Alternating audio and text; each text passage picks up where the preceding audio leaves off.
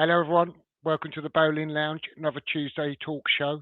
Unfortunately, no Mick tonight. He's busy with some stuff, so hopefully he'll be back in a couple of weeks. And I know Kira and Danny and the boys sometimes tune in. So if you're watching, guys, shout out to you and love to you all. But I have been joined by Tony this evening, so thanks for popping in. And in other news, I've got Budgie back in the green room. He's just fiddling about with his camera, and he should be joining us shortly. So excellent. He's giving me the thumbs up now, so let me bring him back in. There he is. I've still got that echo though, Budge. I'll tell you what, take me out of the screen. I'll let you know when I'm ready. I'm going to put my earbuds in. Cool. Okay, Budgie will be joining us shortly. Just before we go too far, I saw this message from Togs when I came into the studio, and it did make me smile. So he says, good evening. And for the record, I totally blame AWB for his 2 assists. Very, very, very good, Togs. And I will come to the chat shortly. How are you, Tony? All right, mate? Yeah, a bit better than I was on a Sunday, mate. I was going to hope and do the show on there, but yeah, I was very ropey, mate, and still a little bit fragile at the moment. But yeah, all good otherwise. Okay, well, I've got a little summary prepared from the game, and so I just want to kind of present that to you and everyone in the chat, and then I'll invite all of your thoughts about that. So, firstly, this is going to be the last Tuesday talk show for a couple of weeks. Next week's match day, obviously, got Man United. And the following week, I'm going to be away cruising around the Med, which I'm looking forward to, I have to say. I will try and do a couple of walk and talk videos in the meantime, though, so keep an eye out for them. And I'd just like to thank all of you that have been getting involved with that. Much appreciated. And now I've done that little bit of admin, I'll get on and talk about the Chelsea game. And despite it was an encouraging performance for an hour, but it ultimately ended in what was a disappointing defeat from a 2-0 lead. Terrific first half. I think we completely bossed them. A much changed Chelsea side, and they weren't particularly good, but you couldn't argue that we weren't good for our 2-goal lead. It possibly could have even been more. And on the subject of AWB, she's not a criticism, Togs, but if he takes that shot on at the end of the first half, maybe it would have been free. I don't know. I think he made the wrong decision there. I'd have loved to have seen him put his laces through that and just see what happened. But Bowen scores early with what is essentially it's a cross, right? But Pablo gets across the keeper. It causes a bit of indecision, and the ball goes into the corner of the net. And yeah, as I say, I think we dominated the rest of the first half apart from looking a little bit uncomfortable from Chelsea's corners. They didn't trouble us much outside of that. And Somerville rounds off a really good move on 36 minutes. Beautifully controlled finish from him, by the way. I don't think that was that easy, but he made it look easy. And we go into half-time with our 2-0 lead. Rosenior makes 3 changes at half-time. You see he was getting ready to make them changes before half-time. And to be fair, all of them turned out to be pivotal in the game, really. But my thoughts on what his half-time team talk would probably be along the lines of just cross the ball because they can't head it and the keeper won't catch it. I like my comment regarding the first half corners. But to be honest, I thought we started the second half much in the same vein as we did in the first half. I thought we were pretty good for an hour. In fact, if games were 60 minutes, I think we'd be quite a good side. But we do start to fade around that mark, and I think it's got a lot to do with the two lads up front. I just think that they put in so much hard work for an hour, and they just ran out of gas. And some of you may agree, disagree. Let me know. Put it in the comments if you're watching this back, and I'm sure you guys in the chat won't be shy about getting involved. But it was highlighted for me by the fact that for their goal, Fofana just strides out of defence. He kind of leaves a tired Pablo in his wake. Delivers the ball in to the first goal, and I just don't think that would have happened in the first half. Anyway, back post header, 57 minutes. That's Chelsea's opener, and yet another back post header for their second on the 70 minutes. And I'll be honest, I'm not sure why Somerville is the marker at the back post with Juff stranded on the edge of the box there. But not surprisingly, he's beaten in the air by Gusto, who heads the ball back across goal. Kilman gets a bit of a nudge off of Delap, causes him to head it onto the bar where otherwise he probably heads it over the bar. And as I said in one of my walk and talk videos leading up to this game, the irritant that is Cucurella scores with a diving header. Much as we had the best of the first half, Chelsea dominated for the last half hour. Tadibo hits the post on 88th minute, and now if he tucks that away, who knows, maybe we sneak that game 3-2, but arguably he should have scored as well. And then rather painfully, a few minutes later, Fernandez sweeps home from around about the penalty spots, and he breaks our hearts to secure the Chelsea win. Wilson's introduced in the 76th minute. I do think what happens with Wilson, though, is we would play with the two. Often Wilson comes on and we've sacrificed the two up front, and then he ends up like a bit of an isolated striker up there and takes away a bit of our threat. Scholes and Traore obviously come on the 81st minute, which of course, we talk about Traore, it kind of leads us into the Cucurella ragdoll moment that ultimately leads to the sending off of Tadibo, which I'm sure the panel here and in the chat are going to want to talk about. So anyway, that's kind of my brief summary. I don't want to take up too long at the start of the show with my monologue. So I'm going to kind of see if Budgie's ready to come back into the chat and get you two guys' thoughts of it and get onto some of the comments in the chat as well. Budgie's giving me the thumbs up, so let's bring it ready in. When you are, sir. I've sort of give a brief rundown of the game, so I'll let you guys chip in and give us your thoughts on that. Go on, Tone. I was listening backstage, by the way, but yeah, go for it, Tone. No worries, mate. Well, first thing I want to ask, first of all, in that, I mean, you're off to the med in that. They left. How long did it take to go by that narrow boat all the way out to the med, Jeff? That's my question. I know. Well, we're flying out to Tenerife and then picking up the cruise ship there for a week's cruise around the Med. So yeah, I am looking forward to that. Not been on a cruise before actually, so it'd be a nice experience for me. Who are you going with? We go actually pretty much all the family going. We're going really to spread Lynn's mum's ashes. That was one of her final wishes, that she wanted to be. Nice. She used to do a lot of cruising, and she wanted to have her ashes spread off of Tenerife on a cruise. So yeah, a lot of the family, all the grandchildren are going. So that's kind of the purpose of it. But I'm sure we'll have a lovely week's holiday after we've done our duty, as it were. That sounds like. Who are you sailing with? Don't mind me asking. P&O we're sailing Oh, with. you're going P&O? See, Yeah. Budge. Yeah, you always knew he had a couple of quid under his sofa. We you know knew it, didn't we? We said this a while back, didn't we? We did. We were in the great. We were in what was it? We were in the presence of greatness, or something. Yes, I don't know about greatness. No, but I mean, yeah. Carry on with your. I mean, going on with the game. I mean, yeah. I think the good thing about it is we're starting to see a bit of momentum in the team itself. But as you said, 60th minute, that's when it kind of starts to wane. And as you saw in my show earlier on that, I do like the pair of them. Let me put that straight now. I like Pablo and I like Tatty, all right? Let me get that straight.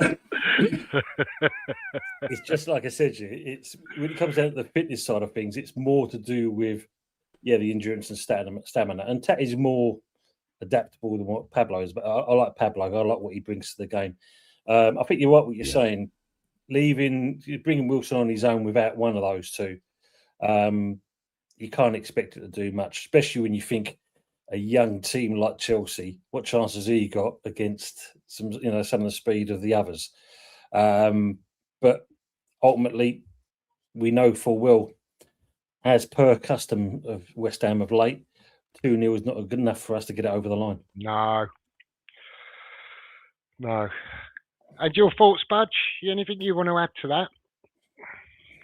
Well, I mean, I completely agree with your view on it. That for the first, I'd say 55 minutes of the game, we didn't look like we were going to concede, if I'm honest with you. I mean, there were one or two tricky moments, but I think with the fact that Areola is kind of in a vein of form at the moment, I was kind of at ease with that because I felt that he had dealt with whatever had come his way.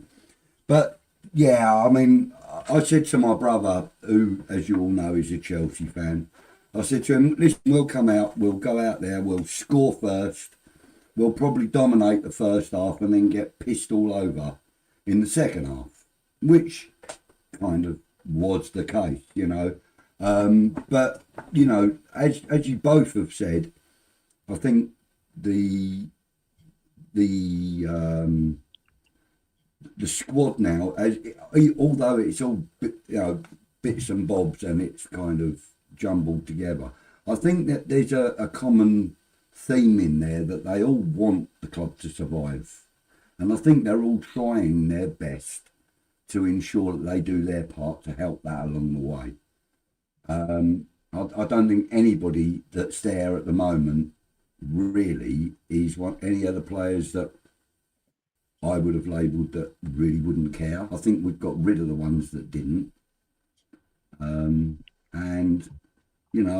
I think that this window, even though it's probably not the best window we've ever experienced at West Ham, I think it's a very important one, and I think we've got in the right players, including young Disassi. I think all of that is going to help us to survive the drop. I'm pretty sure of it. I do think the two new lads up front have been instrumental. We've kind of spoke about that a couple of times on this channel. The work rate that they put in occupies defenders. It helps to release Somerville and Bowen and let them be more influential in the game. But it's not just about that. I mean, they do need to start chipping in with a few more goals. But I think that might come actually. If we look at Tadibo, he's took a little while to settle, and now he looks good. Somerville, a few weeks ago, many people were saying, well, yeah, but what about the end product? And all of a sudden, he looks like he's firing on all cylinders. Now we're even to a degree, Fernandez. It's not that many weeks ago that, I've seen plenty of comments where, we overpaid for him. He's not a £40 million player and one thing or another. And although I don't think he was quite as good against Chelsea as he has been in the last couple of games, you definitely see he's settling into that team now. He's embracing his role. So I'm hoping that these two strikers are going to do that as well and start firing. If they do, we've possibly got quite a few goals in us. from a few I areas, think he's you know? stamping a little bit of authority in our midfield. Yeah, for sure. Mendes. I think he's kind of showing. Well, actually, he's showing us as a fan base what we've been missing since we sold Declan Rice. You know, a little bit of desire, a little bit of oomph, and a lot of drive. You know, and we've been missing that. And I think he's the man that's kind of bridging the gap. I'm not saying he's a full-on replacement because he's not, clearly. But he's building towards that. He's building towards being that next player that we can rely on in the midfield. You know? Yeah, I agree on that. Let me just come to the chat, see who's in, and say good evening to everyone. Colin's By in, the he way, says I good agree with you evening. on the two up front boys, by the way. I really like them as well. Brendan says, John, again, you're like a London London bus, Tony. And he's surprised to see you, Budge. I mean, it is good to see you. Thanks for joining us, mate. Yeah. No, it's fine, mate. It's fine. Words is in, says good evening. Thanks for joining us, Words. Good to see you, mate. Words. And the guys are just saying hello to each other. Colin Chilvers is in. Good evening, mate. He says good evening to us. And always a pleasure joining you. Always a pleasure to have you in the chat, Colin. Yeah, absolutely. Dog says, was not expecting a win. Absolutely. But bugger, that was disappointing. Do you know what? I agree totally. That's about because, right, you know. Yeah, I didn't have any expectations of win, and I said prior to the game that I think we'd probably lose, and if we get out of there with a draw, I think it'll be a really great result. But when you're 2-0 up and in control of the game the way we are, you can't help but be disappointed when you don't get the result out of it. Pierre's in, says good evening. Good evening to you, mate. Evening, Pierre. Are you saying good evening to all the chatters, Budge? Guys are still saying hello to each other. I'll just scroll through that. Could have done that before.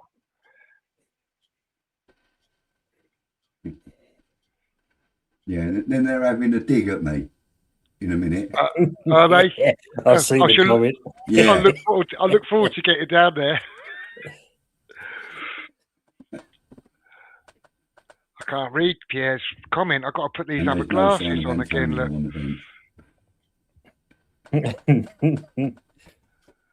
Can offer the FA a swap deal for Tadebo's red card and let Traore take it for him as he caused it all. Okay, on that note, I've seen quite a lot of that sort of sentiment around the fan base that it's all sort of Traore's fault. And of course, he absolutely triggered the incident with the way he threw Cucurella down on the floor. But what are your guys' thoughts on that? Do you I was blame asked if Traore we'd taken for it? on a rugby player.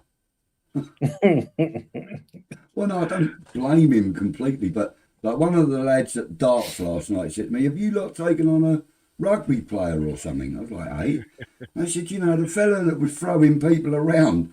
I was like, "Oh, that'd be Traore, yeah." Well, no, he's not a rugby player, but and like the guy's like, "No, but he's built like one, and he was throwing people around like he was playing rugby." I said, "Yeah, it did get a little bit, a little bit heated." But I just think it was just an overspill of emotion from everybody. You know, they more or less kind of resigned themselves to the fact that we were going to get something out of this game, I think, by half time. And then by the time that event happened, which was right in the dying moments of the game, I think, the emotions took over. They were all blaming themselves and each other for having lost a 2-0 lead, and now we're 3-2 down, looking at, basically nothing from the game. And I think that was just what that was. I think Traore, as you say, may have instigated the series of events, but I don't blame him for it. I think he was just trying to show his passion for the game, if I'm honest. I tend to agree with you, but I'd like to get malice intended. I'd like to get Tony's thoughts on it before I sort of chip in with my views. So, what were your thoughts, Tony? I mean, Traore is, you could say, is instrumental to what's happened and how it kicks off. But the question I think some of us are not asked: what suddenly made Tadibo see red mist? Because Saint obviously incensed him at that point. So was something said that obviously kind of stirred him? Because I mean, like, you know, from getting stuck in to suddenly kind of like, I want to kind of kill someone, which because they were kind of, when you look He at was it, proper heads gone, wasn't you know, He it's one grabbed that him stayed by on the his throat, shoulders. didn't he? he? He did, yeah. Yeah. So something must have been said, you know, and maybe that's something we don't know, to make him go like that. Yeah. But something obviously triggered the Debo to suddenly go from, you know, like Jekyll and Hyde. Yeah, no, I kind of, I'm sort of on the same page with Budgie myself. Yeah, Traore definitely sort of triggered the melee, if you like. It went on from there. But Tadibo just completely lost the head. And I do think it maybe is a combination of finding ourselves in the position that we were after winning the game. And I do wonder if Tadibo, knowing that he missed that chance just a couple of minutes before, that maybe wins the game for us, and then they go on to score, and now, as you say, in the dying embers of the game, looks like we're gonna lose the game. He just absolutely lost it. And yeah, there are rumours that Pedro might have said something to him. I don't know about that, but either ways, I think Tadibo's got to control himself a little bit better than that. So yeah, Traore triggered it, but I think today Tadibo's got to take responsibility for himself. Now, the next comment from Brendan says, could have been a couple of reds given the end there, and Traore on another day would have got red. Perhaps, I tell you what, I think Mavropanos is a little bit lucky that his little reach out and slap was quite as pathetic as it was, because if he gets any more purchase on that, then I think he goes. And I tell you what, if both of them are suspended, we really are fucked, didn't we? So we've got Kilman and we've got the Sarsi. Yeah. I mean, look, yeah. They are. What the milk tray, man. Very good words. Budgie's the milk tray. 10 points if you can do the theme It's tune. an old TV advert, darling. I'll show you it on YouTube later. You'll get it. It's all about the top, the black top. But, and all because... I mean, look, for me, I think...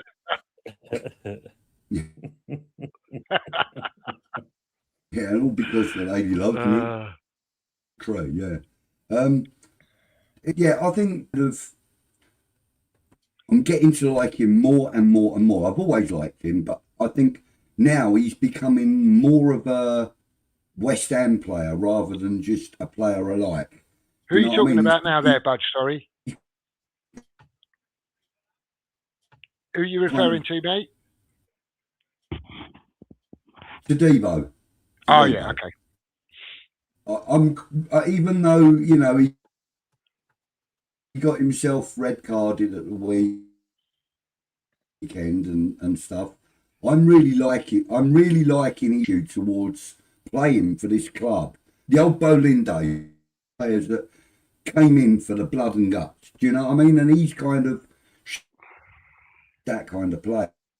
You know, that he will a knock, or he will, you know, play the dirty game if he has to, if he's brought into it, you know. And I quite like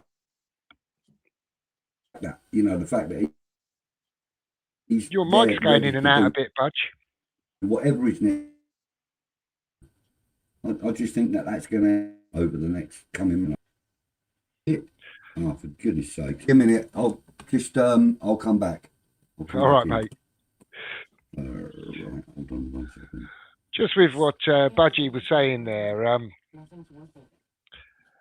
he had a bit about that when he first arrived, didn't he, Tony?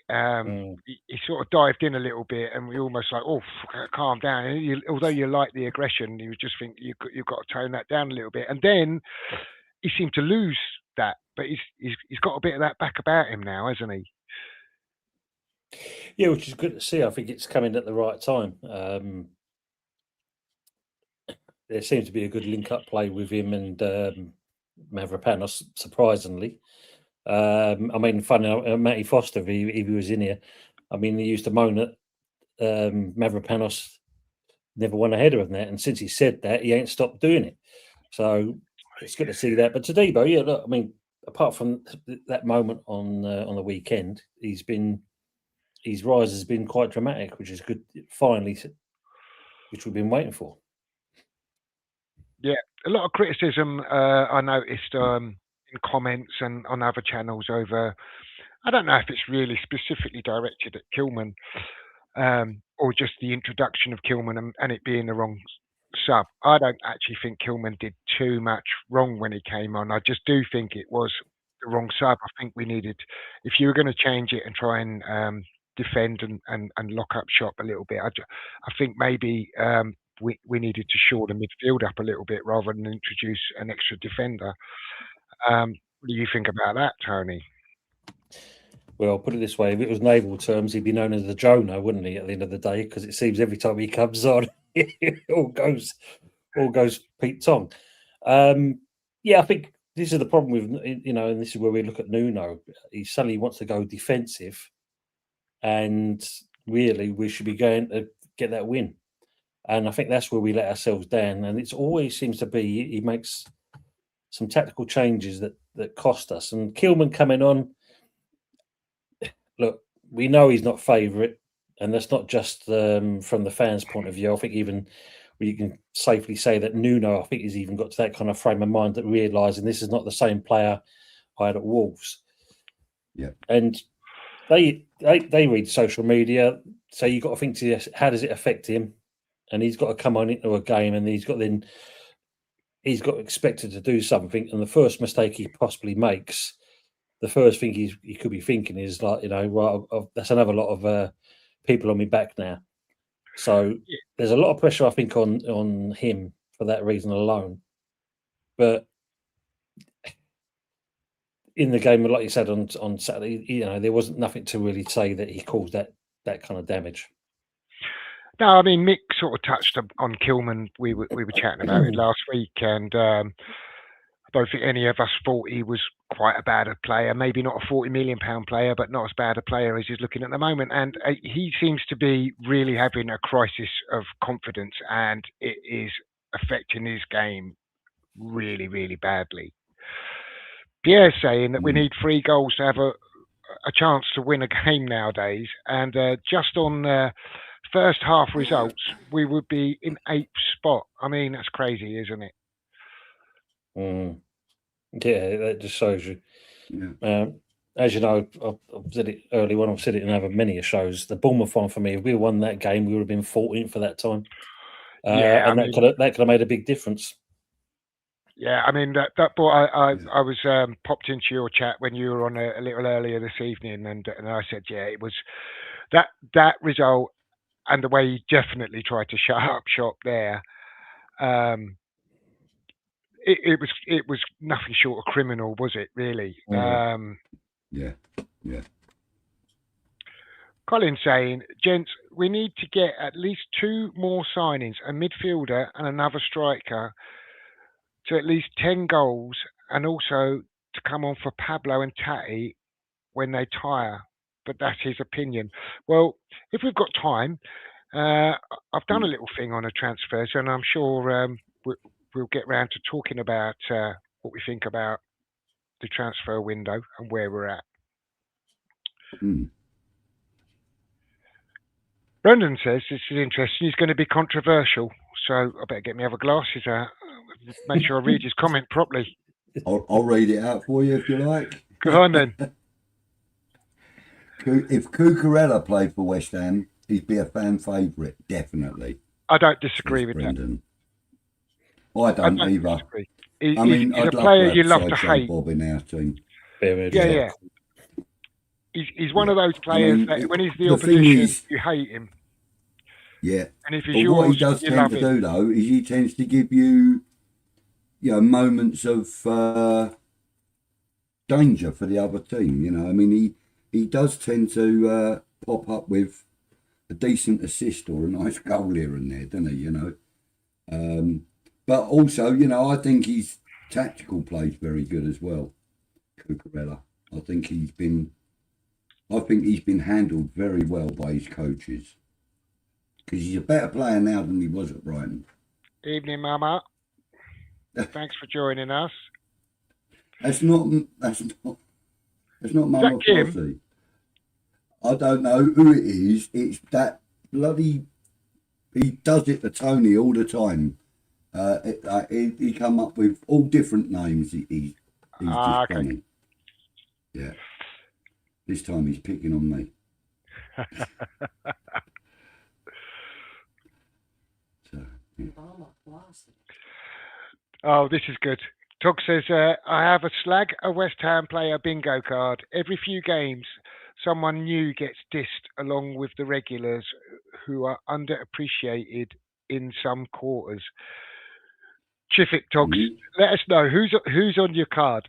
I must admit, I kind of agree with the sentiment. I know that I've kind of been a little bit critical of AWP and his defending on the back post. I don't think I'm particularly singling him out or scapegoating him. I just think it's a little bit of a weakness in his game at times. But I do think, as a fan base, we are a bit guilty of scapegoating players. Souček's had it. Soufal's had it. Mark Noble had it at one stage. Yeah, he did. Yeah. I mean, we do that. I find it a bit distasteful at times. It wasn't that long ago, you're talking about Mavropanos. He was getting booed when he came on. I was in the stadium last week. Kilman got booed when he came on in the 93rd minute when you're seeing out a game at 3-1 up. I mean, I don't get it. No. I mean, I thought it was unnecessary. The thing is, I mean, like my brother, he said to me the other day, he said, look, he goes, bruv, I've always had a healthy respect for West Ham, their supporters, the club and everything. He said, but what he said to me, what is pissing me off at the moment with West Ham is all the fans leaving before the game's over, like at half time and in the second half and that. I said, but Kev, you've got to understand the reasoning for it. It's a protest, And he said, I don't care what the protest is. Nothing's going to make me get out of my seat before the game ends. I paid Do you think people are leaving early as a part of a protest? I'm sure they're protesting against the performances on the day, And, show of dissatisfaction, you mean? Yeah, showing dissatisfaction. Yeah, that's probably a better way of putting it. But, I was guilty of it once. I left the game once early. But I'm glad I did, because I bumped into McAvenny and Stuart Slater and had a 20-minute chat with a pair of them. Got a photograph with them and everything. So I'm glad I did leave a little bit early. I mean, it was literally 30 seconds before the last whistle. But, I was already on my way down the stairs by that time. But, my brother can't understand why, some fans are leaving the stadium early. And he thinks that, that they are not, true West Ham fans. He thinks it's more to do with the, the general public that get in, like the tourist allocations and stuff. But I said, no, I think you'll find that quite a lot of them are old school West Ham fans as well. A lot of them are very disenchanted with the way things are going. I'm not sure if tourists are leaving early because West Ham are losing. I mean, if they're just tourists to take in a Premier League game, they probably don't really care that much about West Ham, do they? Yeah, so no, but I mean, I said to him, it's going to be a lot of the people that are leaving are like West Ham fans. They're, they've been West Ham fans for some time, and they're just showing they're all had enough basically. Interesting point here from Make West Ham Great again. He says our season hangs on the performance of Disassi. If he improves the defence, we could stay up. What do you think of that comment, Budge? Do you agree with I think there's a lot to be said for that, actually. I mean, the thing is, Disassi has come in as defensive backup, basically. He can play out on the right-hand side, so if we do have an issue with our left back or our right back, he can play out there on the right-hand side, and the other guys can fill in on the left if necessary. I don't think we're short of fullbacks, though, Budge, personally. No, we're not. We're not. But the fact is that he plays centre back, or, you know, as a central defender. And he claims that, you know, he's strongest in that position. So let's hope, you know, that his strong game is enough to help us. If he gets his head on things, that's going to help improve us immediately, because I think that's a big weakness for us, defending the ball in the air. Yeah. Mate, West Ham Great goes on to say, we spent 40 or 50 million on the forwards when the defence was the problem. Now, I tend to agree that the defence is a problem and we absolutely need to strengthen in that area. But as I said earlier, I actually think that those two lads have really helped us to defend from the front. We're winning the ball a little bit higher up the pitch. We're actually shielding our back four by the work rate that they put in.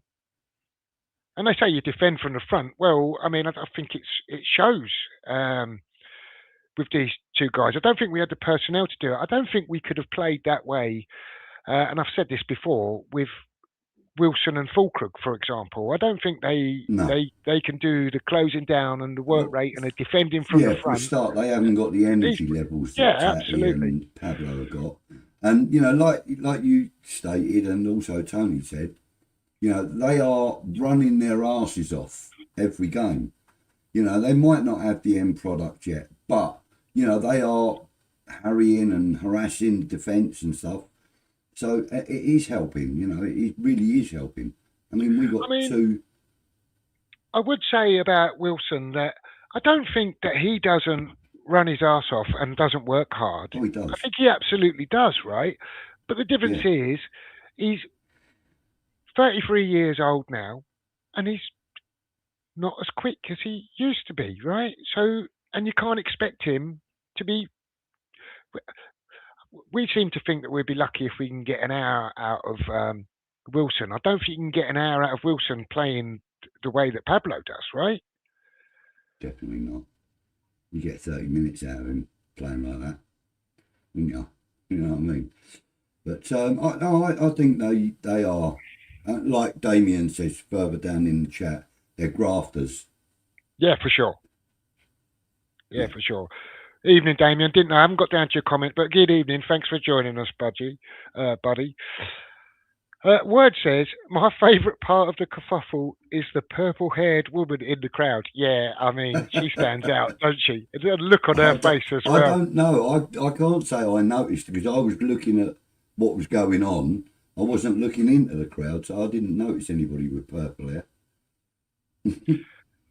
And Colin says that there was a lot of back pushing from Chelsea, especially from Delap. Yeah, I mean, it was just it was. Tadibo was proper heads gone, had his hands round Pedro's throat and all that. But the rest of it was all a bit handbags, wasn't it? It was crazy. Stupid, really. And Mate West Ham Great says Pedro and Tadibo had previous earlier in the game. Okay, fair enough. Maybe that explains a little bit of. And Tug says kerfuffle. He doffs his cap to words. Brilliant. Oh, Grace has joined us. Good evening, Grace. Nice to see you, honey. Thanks for popping in. Nice to see you. That's my granddaughter, Budgie. All right. Yeah, okay. So thanks for popping in, Grace. I appreciate your support. Don't forget to like the stream, Grace. Colin says there was something said because there is a few wind-up merchants at Chelsea. Oh, yeah, definitely. I mean, Cucurella is actually quite cute, isn't he? Because he gets thrown he's around known for it for a while. by Traore. It all starts from there, and he just stands and watches it all go on, doesn't he? He just stands back and watches it all. That's what I'm saying. He's like Sideshow Bob. He's got the hair for it, but he also he does that sort of stuff in The Simpsons. Doesn't he? Starts off something and then just steps back and watches it develop. Yeah. Toxie's saying Mav has shown a nasty side in the last 2 games. Squared up to his marker last game, and then the slap this week. He's liking it. Yeah, he did. He was nose to nose with the. That was when Fernandez strike hit the bar, wasn't it? He was unlucky with that as well, wasn't he? Oh, my God, the goal he got, and then that shot that hit the bar. Yeah, it was unlucky. Mama Budgie says you've got your Poundland internet, mate. Yeah, it's about right. Yeah, it's mobile internet, you know. So yeah, it does tend to drift in and out.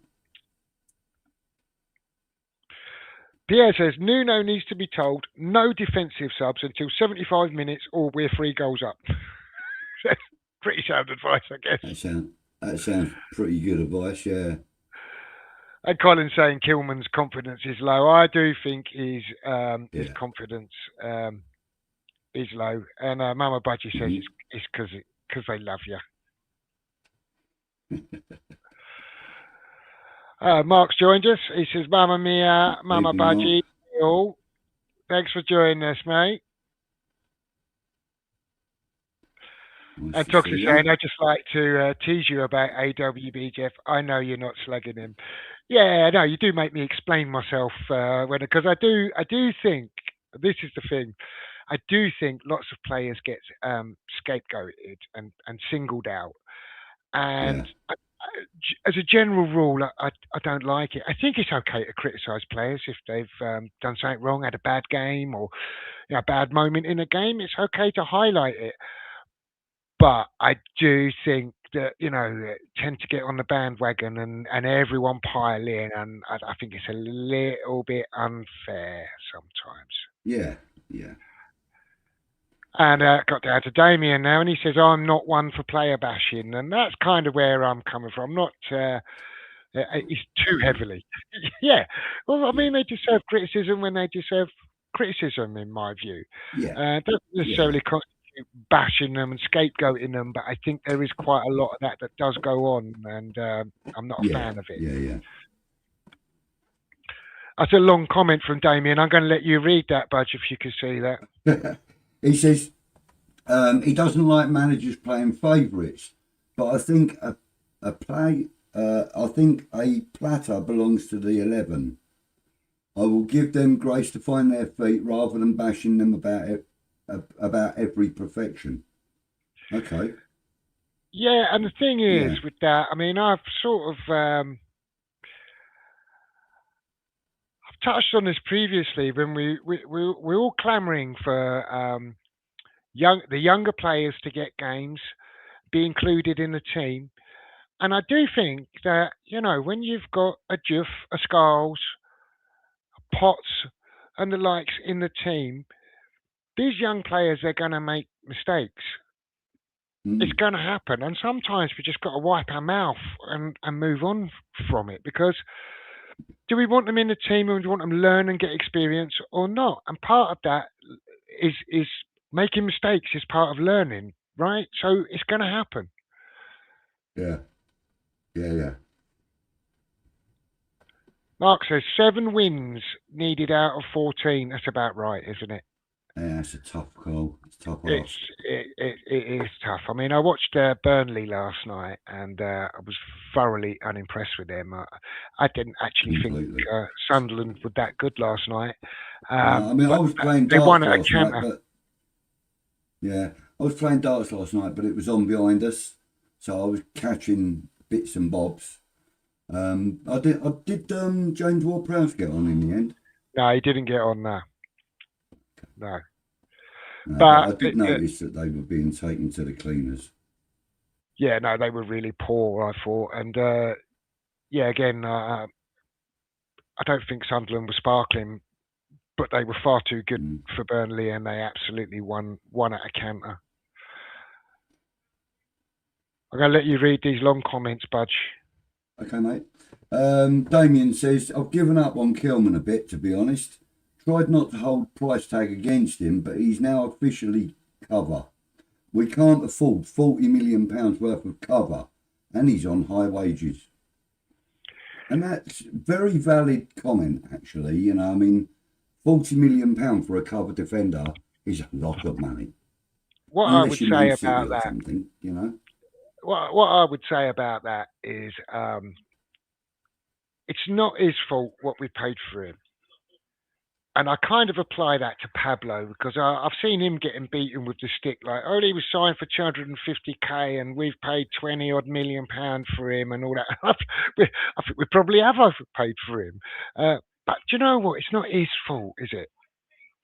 So Yeah. I kind of agree that.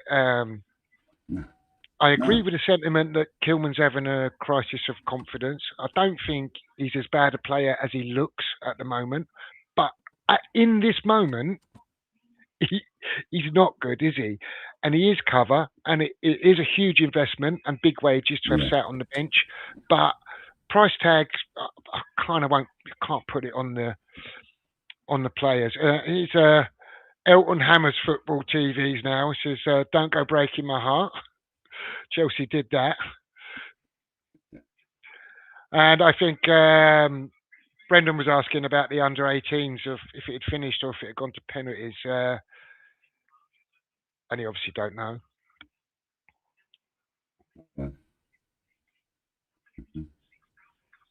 Just having a chat between themselves there. Mark says, second half we sat back and made wrong subs. The first half tactics were working. Yeah, this is where I see this every week, to be honest with you, the accusation that we sit back. And I do think we do end up sitting back at periods in games. I don't think we sat back for the whole of the second half, as some people are saying. I don't think we, in my summary, I think we started much the way we did the first half. We started on the front foot, had a couple of chances before they scored. I just think, like I said, I think it stems from the boys at the front running out of steam a little bit. And I think with them, that's how we end up dropping a little bit deeper. But I do think the Kilman sub was, I just think, it's not against Kilman. I just think we should have brought Potts or Magassa on in that moment and shored up the midfield. Yeah, I also Magassa would have been my shout, actually. I think Fernandes and Souček were starting to look a little bit tired, as well as the two front boys. So I think that's where we needed to plug the gap. If you look at Fofana for that first goal, he picks it up in his half. He leaves Pablo trailing behind him. No one goes and closes him in the midfield, and he chips the ball in for them to score. So, just my views. But I mean, everyone sees it different, right? I've just got to quickly nip to the bathroom, mate. No problem, buddy. No problem. Won't be a sec. Okay, mate.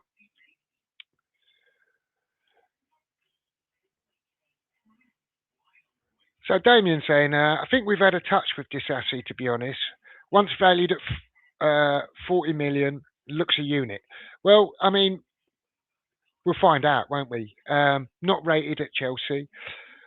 Not in the mix at all. Not even making the matchday squad. We need a player like he was before he went to Chelsea. So if he turns out anything like he was putting in performances before Chelsea, and Chelsea have ruined plenty of players. Players moved on and done better things once they left Chelsea, much like Manchester United. You know, there's been plenty of players that have been at Manchester United, not fitted into their system, gone elsewhere and done all right for themselves. So hopefully Disassi's going to come into our squad, into our team, and do well for us. We need him to. Yeah, absolutely. And, you know, he is the kind of player that will either make or break in a loan deal like this. He's got a lot to prove. He wants to get into the international team for the World Cup later. And he needs to be playing to be able to get that slot on the plane.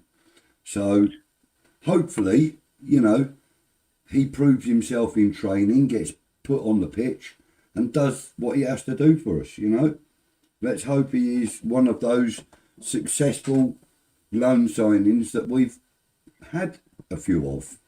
You know, we've had a few really decent loan signings that have really helped us. We've had a couple of duds too, haven't we? Welcome back, Tony. Thank you, mate. Well, there's a longer call than I expected. No worries, mate. Colin's asking, gents, do you think Todibo and Disassi could be a good partnership at the heart of the defence in the future? I mean, could they be? Let's see what Disassi can do for us. Will they be? We're going to find out, aren't we? Yeah, let's see what Disassi can do and whether he can work with Tots. And then if he can, then it could be a match made in heaven, really, in defence, couldn't it? You know, it could be. Because, I mean, what's Todibo now? What, 25, 26? He's not much older that means than that, on that note, if it's going to be Todibo and Disassi, for example, means Mavropanos is the full guy in that, who's playing every week and has certainly been the best header of the ball out of our central defenders. Mm-hmm. I think he has weaknesses, by the way, Mavropanos, but you can't argue that he's actually been playing quite well for us in recent weeks. So it might be a bit harsh on him. He has done. He's done a lot of decent stuff. But, you know, like you said, there is the mistake in him. And unfortunately, they're so often fatal mistakes, you know. And they're far too often as well, for my liking, you know. And like I said, you know, you can improve on him. And if he is the full guy, that's unfortunate. But if Disassi comes in and proves himself and then is open to a permanent move, that can only be good for the club, you know. And we've got to be thinking about the good of the club, not the individuals, you know. That's how I see it, you know. That's the way it should be. Damien said, and we touched on this a little bit earlier, I kind of agree with this comment. Wilson's been unlucky since Tati and Pablo come in. He never comes on with one of them, and he comes on his own. Yeah, and we've said that, you know, it gets a bit isolated. I think Wilson's been a little bit unlucky in the fact that Nuno seems quite reluctant to use him at all. And I think he's proven in the minutes that he's had that he's absolutely got something to offer to the club and this team. 5 goals now, is it? I think it's something like that, yeah. Because I don't know if you noticed, though, when the camera does pan onto Wilson when he's sitting on that subs bench, you can tell there's obviously there's no love lost between him and Nuno. It just shows on Wilson's face. He is absolutely peed off all the time. And I think you're right what you're saying, Jeff. You know, is it the case of, is he listening to what the old Sullivan's saying, like, if he plays so much, I've got to pay him X amount? Is it the case of he just doesn't like Wilson because he's not his style of player? It's these kind of questions. But I think it's no. I believe so, no, Matt. But, you know, Wilson's proved his worth when he's come on. But I agree, he needs to be with one of these forwards. What's the point of getting 2 strikers and then taking the pair of them off? That bit doesn't make sense. To be honest with you, I wouldn't even care. I know it's not really his position. I wouldn't care if they brought on Traore and Wilson and stuck the pair of them through him. I mean, look at Traore. If he wants to throw Cucurella around like a ragdoll, I'll tell you what, get him up against the fucking centre halves. You know, put himself about up there. Yep, agree on that. Yeah. I don't know if he'd be any fucking good, but I mean, why not? When he played for Wolves, was it Wolves? Yeah, Wolves. He was, you know, he was drifting in from that wing quite a lot and bullying centre halves and stuff. I mean, can't hit him on board though. That's the trouble, can he? Yeah, I remember him turning Declan Rice inside out a couple of times in that game. Oh no, that wasn't him. Sorry, no, that was Alan St Maximin, wasn't it? Against Oh, St Newcastle. Maximum, he was a tricky little customer, wasn't he? He was, wasn't he? And he was the one that I was thinking of that turned Declan Rice inside out a couple of times. But Injuries done for him, though, Traore's didn't done it to us as well, you know. And I think if we can get 80% of Traore, I think we've got a decent enough player. You know, 80% of his best. I didn't see the game all the way through in that, but when Traore came on in there, did they slap the old chip fat on his arms just to kind of make him greased up? No, he wasn't greased up. Yeah, because he olive oil over this side of the woods. To be fair, yeah, I think it was very little fanfare when he came on. Probably that's the fans saying their piece there, budging it. But yeah, you imagine, in the East End and that, you ain't going to see much olive oil being slashed around, are you? Definitely going to be chip fat. Yeah, chip fat. Do you want me to read that out? Yeah, please. Damien, he's saying he thinks that Wilson's been unlucky. He's been brought on when we're defending a lead. It shows we've not been playing bad. He'd ideally want to be brought on with one of Pablo or Tati still on the pitch. And that's probably right. You know, I mean, he works better with a striking partner. It's always been evident when he's played, you know, and he's always done better with striking partners. So, you know. I don't know what you guys think, but I think when Pablo comes off around about that hour mark, I think he's run his race, if I'm honest. But Tati looks like he's got a little bit longer in him. So I don't know why he doesn't try a tactic like that and put Wilson and Tati up alongside each other. I think Tati could go till 75, whatever minutes. And sort of harks back to one of the comments we had earlier on about, you know, if we get to 75 minutes and we want to defend a lead for the last 15 minutes, or maybe we're a couple of free goals up, then take him off and introduce a more defensive shape. But he's very reluctant to do that. I'd like to see it though. Yeah, I'd like to see a lot more of him. You know, being more offensive. You know, more attacking. You know, I think he's. That's what I said about Carrick Budgie. When you think he's coming at Man United and that, and it's all hell for leather, attack, and like, you know, they score a couple of goals against us, fair enough, kind of thing. Yeah. I think there's nothing wrong with that, but you know, I think that's kind of where Ange fell when he was at Tottenham. You know, just attack. You know, very little thought for the defence. I love this comment from Pierre. When he throws you around and your head hits the ground, that's Traore. That's Traore. That's superb. That's a fun one. Nope, bear with me. Fucking work phone again. Sorry about this. Why they can't find this file, I don't know.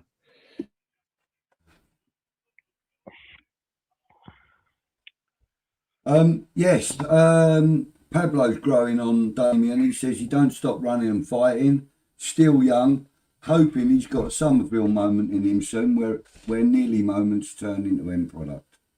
I have to say, I've been a little bit of a defender of Pablo since he's arrived at the club, because I think what I've seen on other channels and in lots of the comments is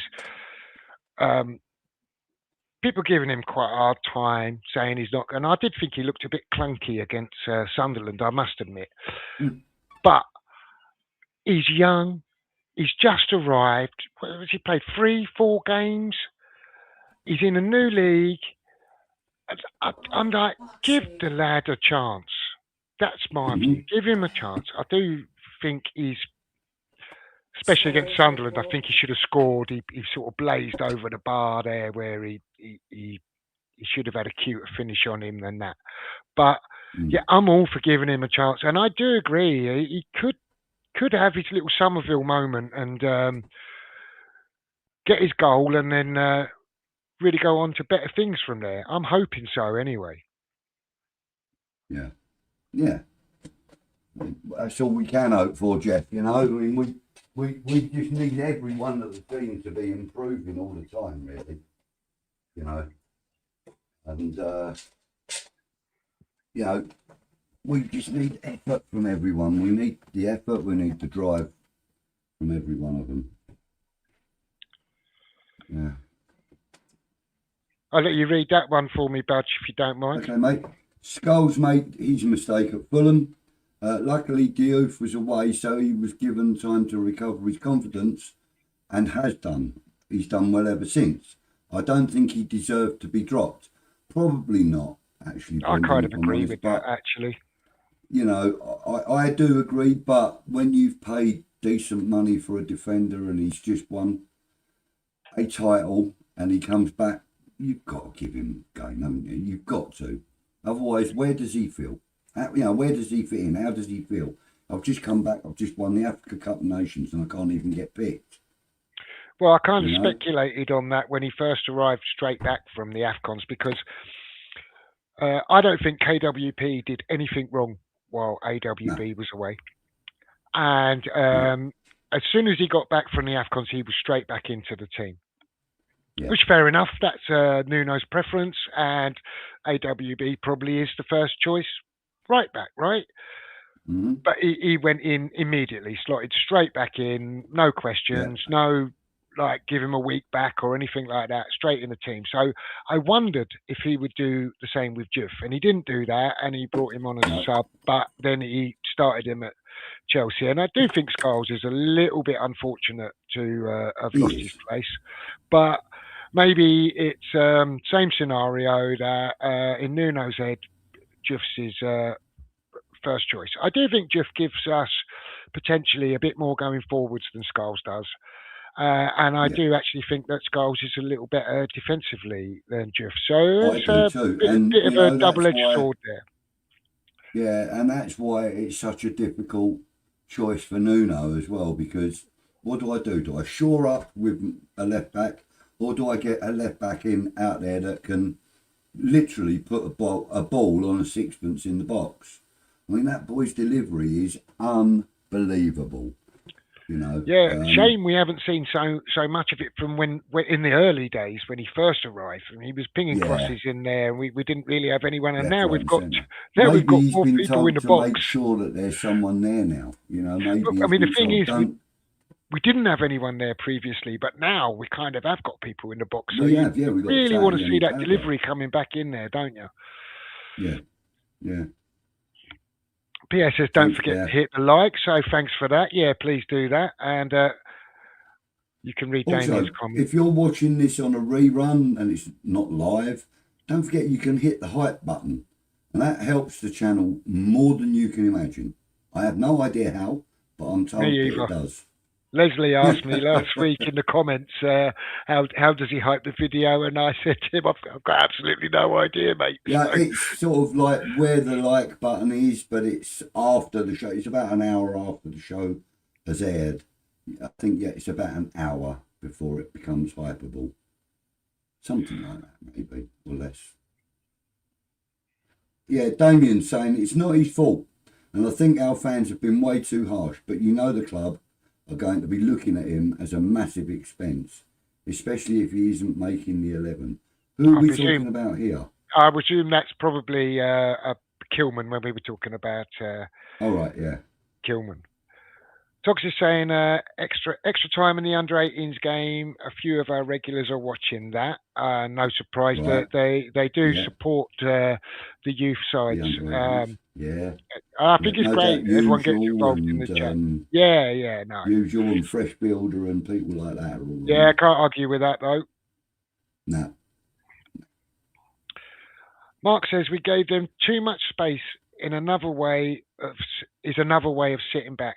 Didn't close them down and force errors. I think we didn't close. Like I say, I think we could have done with the extra legs in midfield in the Chelsea game, and would have helped with that closing down and forcing the errors. So I don't disagree with that sentiment. Like I say, I just think a midfielder would have been the move. Yeah. Colin saying we should win comfortably against Burnley, but I have one worry: is will Ward-Prowse score that dreaded free kick against us? Well, he won't score it against us because he can't play. And I think there on loan then? He is there on loan, and I think that they've got Palace coming up in a couple of weeks, and I'd be absolutely delighted. I wouldn't care if he scored 2 fucking free kicks against them and Burnley beat Palace. That would do me very nicely. And I don't know what everyone thinks about JWP and going to Burnley. I've seen a few people say that they don't like the idea of potentially strengthening a relegation rival. I don't actually see Burnley as a relegation rival. If Burnley get out of the bottom 3, that means they're definitely getting above us. And I don't think they're getting out the bottom 3. I think Wolves and Burnley are gone. Yeah. But I tell you what he could do. He could help us survive by damaging other teams around us. So if he improves them and helps them get a result against the likes of Palace, for example, I'm all for that. Yeah, me too. And Togs is just saying that he obviously can't play. Yeah. Damien, these long comments, I can't read him with these glasses on. Far away, bud. He says, Mavropanos has trumped him in the pecking order. I've said all season, I have time for all of our defenders. I think defensive problems have sprouted from the midfield. There is a bit of that. And but I do think our central defenders, all of them, all have their failings, which collectively causes a problem for us. Also think that Areola not commanding his box in the way that you want a goalkeeper to. If we had a goalkeeper that come and collected crosses, right, a lot of our problems would wouldn't go away. And the only goalkeeper that we've got that would do that, Fabianski, is injured. Yeah. Typically. I'm not riding Areola too much because shot stopping and all that, he's been absolutely fantastic. He makes some great saves this season, I think. Yeah. Damien's saying, for me, I wouldn't be promising Diassi starts over Mavropanos. I'd say it's between the two of you to start with JC. I'm having JC, good player, and has heart. Yeah. Fair enough. So, to Debo, I think he's nailed on, really. Billy Bob, good evening, mate. Gently caress the like button. Thank you very much and welcome to the show. Thanks for joining us. Damien agrees with something I said anyway. I'm not sure because I'm way so far behind in the chat. It could have been any number of things.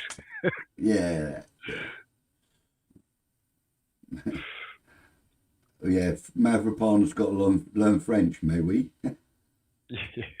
I did see a thing. I can't remember. It might have been on another channel or something about. It might help that we've got the 3 French-speaking lads, and with the goalkeeper on that. And I thought to myself, I was chuckling to myself. So next time the ball goes in, they can all look at each other and go, "Oh, merde," or "Deja vu," or some other French phrase.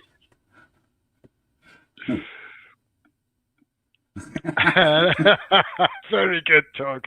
That thinks it's all Greek to him. And Mark says is a good one. It is a good one. It always comes out with a peach or two, doesn't he? He does. Yeah. Damien saying got his confidence back, Mav. A lot of good qualities. Extremely mobile for a geezer his size. Seeing less errors as well. Yeah, and one of the things he scares me is when he comes storming out of defence all of the time. And by the way, we do want a central defender to carry the ball forwards and all that. It's a good thing that he can do it. But some of his deliveries, he's been doing that. He's been putting players in, like the likes of Bowen and Somerville and that, with his passing. He's done that on a number of occasions. And Yeah, You know, he's that's got to one pick of and the choose when he does better it. I qualities think, of his and game. his Yeah, it's one of the decision better making. qualities of his game when he gets it right, though. Let's be honest. You know. And Yeah, Damien says he's been Damien. saying that he prefers to see Traore used centrally, Yeah, yeah, and that he looks really unfit, and would have him purely on the running. on the If I running. was Yeah, Nuno, looks way too big. The only thing is, it's really no surprise if Traore doesn't really look match fit because he's not been much like Disassi. He's been getting very, very little football, has he? yeah, yeah. Talks is saying St. Maximum available on a free. Didn't he leave a club as his children were being racially abused? I'm Wow. not sure about that. I didn't know that. Shocking if it's true. I mean, Yeah, thought we kind of but mostly moved past things like that. yeah, But yeah. perhaps But not. it As would be for him nice if on he a was free, available on a free. trouble with St Maximum, and I think he's a really tricky player that could definitely offer a team something. But maybe he'd be perfect for West Ham because he spends most of his time on the treatment bench, doesn't he? And that really is the problem with him. Yeah, yeah. But when he's on fire, yeah. Yeah, yeah. When he's on Oh, fire. and they're all giving Pierre the thumbs up for his Traore one. Yeah, it was very good. Yeah, that's good. That was very good. And my singing didn't seem to empty the chat out too much. I'm quite surprised about. So. There's another long comment from Damien. Yeah. So I'm going to Damien let you says, read that. he may be nailed on for the work rate, Tatty and Pablo, but maybe Wilson could do with a start versus Burnley, as they ain't the best side, and he's more of a goal scorer. Wouldn't mind seeing him with Pablo. I don't think that's a bad shout, to be honest. He could really Mark agrees with it. You right there, Tone? Welcome back, Yeah. Tony. Yeah, now they've finally found the fucking file. I told them about I don't know how many times. Fucking idiots. Sorry, Bob, part of my French. So Damien saying Scholes is unlucky to lose his place. I agree. He definitely has proved his worth since Diouf was at AFCON. He got a lot of time for Scholes, and Nuno needs to keep Scholes involved for sure. And yeah, that's absolutely right. He's a player that we need to be developing more and more because, like, let's be fair, what we've seen of him in the last 10 months, I've been impressed with. You know, one or two small mistakes, but you expect that from a younger player. But he's grown. He's grown since he's been doing, you know, well with us. And I think he's on an upward trajectory. I think Scholes has got potential. What I'd say about Scholes is he was absolutely devastated with his mistake against Fulham. Yeah. You could see it immediately and after the game, and that could have really had a bad effect on him. Yeah. And I think he has recovered fantastically well from that and shown real character, and that's good for him and it's good for us.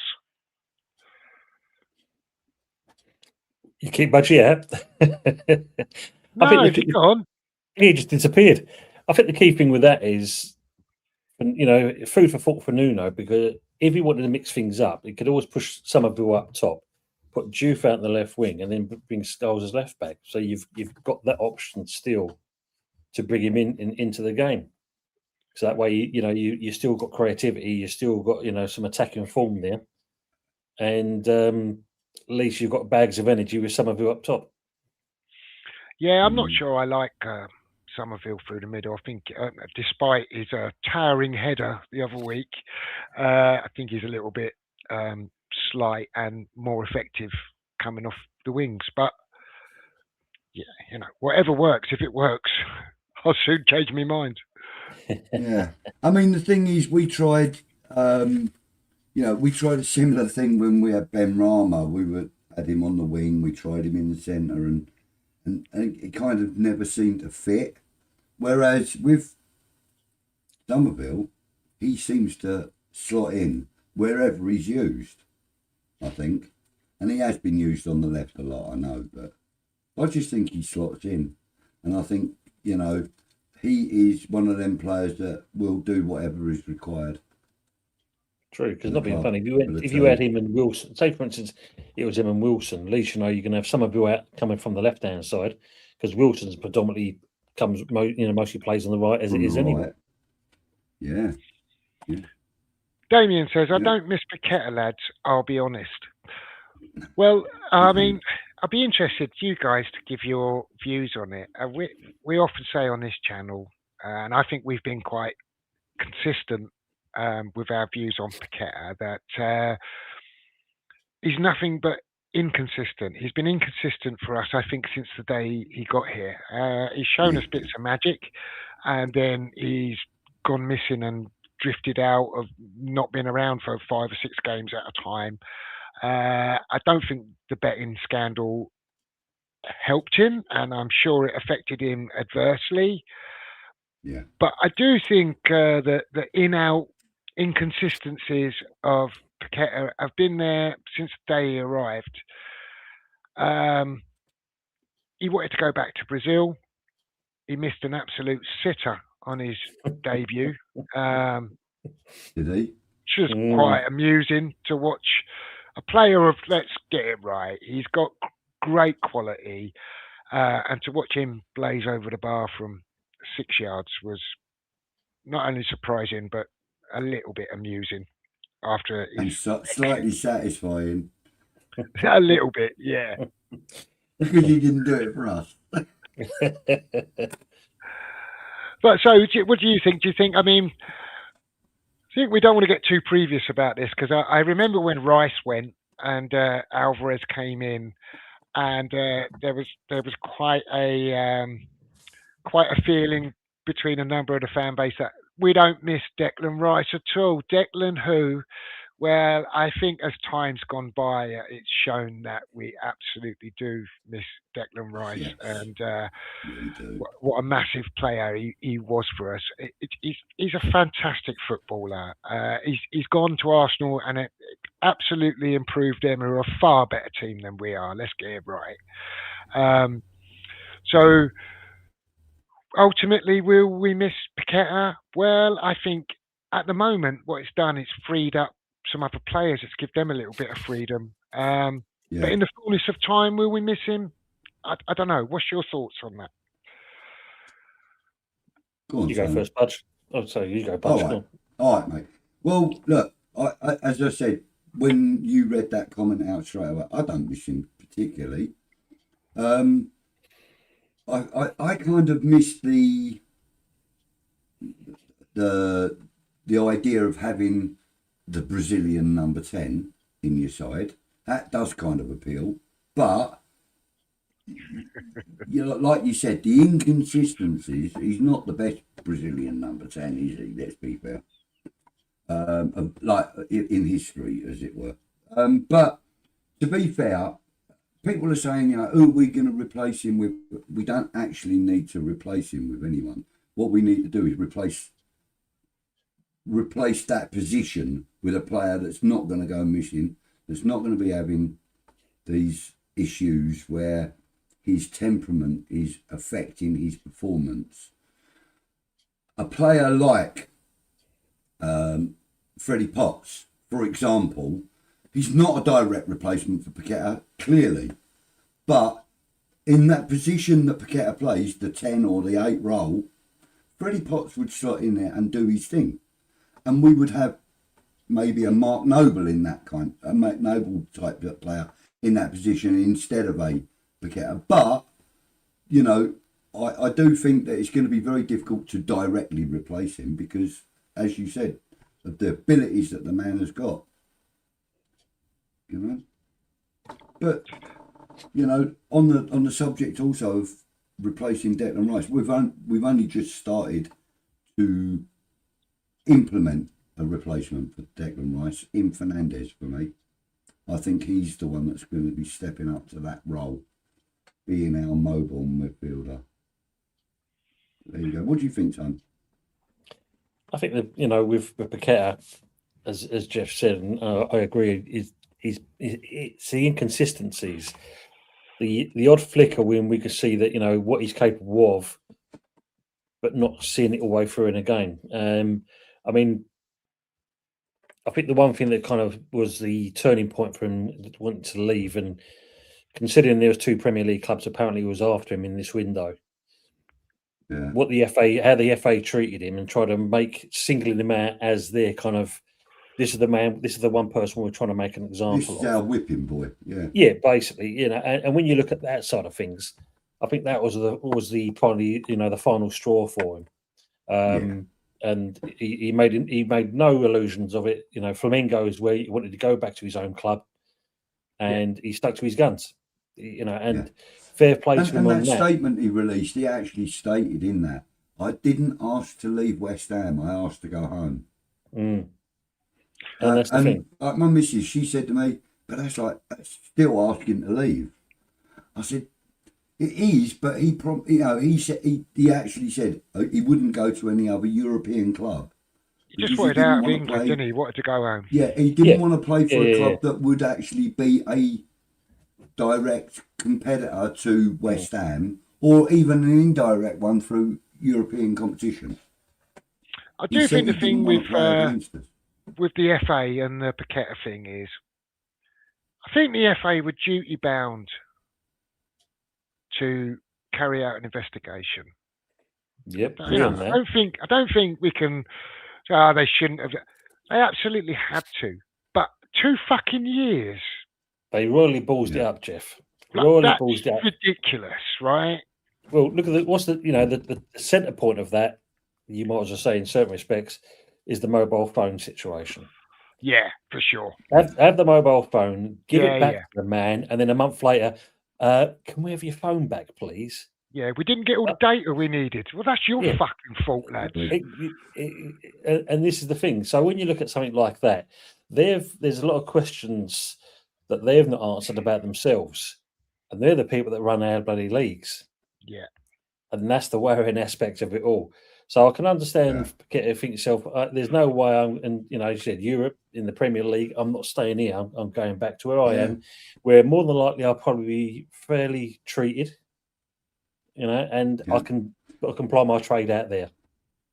And he'd be revered as a legend when he got back there, wasn't he? You know what I mean? Having played in the Premier League and setting up that goal for Bowen in the final and so on and so forth. He'll have some kind of legendary status back there. He'll be treated great, and he'll love it, And fair play to him. He does deserve that. He doesn't deserve to be singled out the way he was by the FA. I don't believe, anyway. No. I don't believe he was. Anyway, funny, let's just finish up on it. It's the fact of, since he's not started, we've played better in that respects. But just to kind of, before I finish on that one, Jeff, what about you saying about with Declan Rice? In respects, when you think about when Rice left, we said we needed 3 players to replace 1 man. Yeah, I think we've kind of got 2 in that position already, and that's Fernandes and Potts. We're just looking for that 3rd piece, and then I think that kind of completes the midfield area. Mm-hmm. Yeah, I just want to move. We've sort of dealt with Paqueta, and he's left the football club now, and we've gone over we're kind of going over lots of ground that's been covered before. So it's not that I don't want to talk about it, but I think we've spent enough time talking about it, if that makes sense. Next I'll try thing, and catch up with the chat. Next then, Max Cornet and James Ward-Prowse, the next ones. Yeah, we won't spend too long talking about them. Yeah, it says, at least when Nuno shits his pants and goes to a back 3, it might work better with JC, Mav and Disarcy. Possibly, we'll see, won't we? But let's hope so. And he's saying, did you have to go and rewind your internet, Budge? No, actually, it wasn't. I put my hand on my mouse to scroll down the chat, and I clicked on the X button, and it just took the page off completely. I thought you were going to say you changed the hamster over. Damien said, supposedly Somerville is getting close to his first senior call-up for Holland. Good luck to him. Can only probably be good for us. Player gets a boost to get some international and represent his country is probably good for West Ham, as long as he doesn't get injured. True. Absolutely. And we all love Damien that says, player. I don't see how you fit Paqueta, Tatty and Pablo in the same side. I think Paqueta needs one mobile centre forward to feed. Fair enough. Oh, and the under-18s win. Excellent. Oh, yeah. Brilliant. On penalties. Nice. On penalties. Okay, good stuff.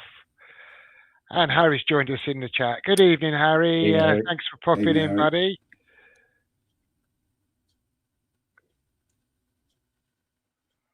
And I'll read Damien's comment, but I don't want to spend too much time again on the Paqueta thing. Yeah. He says, I don't think Paqueta suits the side anymore. I think if you signed a direct runner instead of Tatty and or Pablo, it would have suited him more. Aces has joined the chat as well. Thanks for popping in, buddy. Another long comment, so I'm going to let you read that for me, please, Budge. Yeah, no worries. Colin, he says, gents, when we play Man United at home, that is one of the key games. But do you feel he will stick with 4-4-2, or do you think he will change the formation against them? He wants to see 4-4-2 continue. And I do too. I think it's a bold move from him, really, because not many people are playing 4-4-2. And it's very difficult to defend against if you're not playing it. You know? I quite like the idea of us using 4-4-2. I'm in with him. I'd like to see it continue. Would love to have seen that with Skamaka and Hallow and not being funny. Oh, yeah. God. Yeah. Punch your old soul. Yeah, the Man United game, I'm a bit worried about that, I have to say, because I would have quite fancied us, I think, against the Man United side of a few weeks ago. But Carrick has just come in and breathed new life into them, hasn't he? And I think that's going to be a really, really tough game. And Tadebo's going to be missing, isn't he? So, and it's going to come round quick. It's a week away. So, I mean, if Disassi hasn't played much football and is not match fit, is he going to be in a place to start that game? I don't know if he is or not. So he might bit not of a be worry. match fit, but he's been training and he's been doing all the right stuff, all the right, food stuffs, etc. So he's fit, but he's just, as you say, not match fit. So let's hope that, in the next week or so that he can obtain a bit more stamina, etc., whatever he needs, and put out a decent performance. Brennan says, did that ref really disallow an own goal by Villa playing handling into his own net? When was that? This weekend? Must have been. I think it was. Yeah. I missed it. I'm not in a place to comment. I can't comment on it. I honestly don't know. I don't think I've seen it. I've watched quite a lot of football this weekend, but I didn't watch the Villa game. Was that on Sunday? I think I watched Forest and Palace, wasn't it?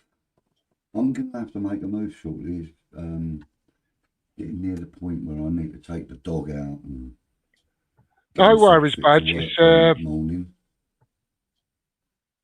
It's really good to see you, and thanks for joining us this week. You've been missed, mate. Not only by me, but I think the chat might have missed you as well. Yeah, well, I'll try and make it in more often now, But, cool. Sometimes when work calls, as you know, it's difficult to get out of it.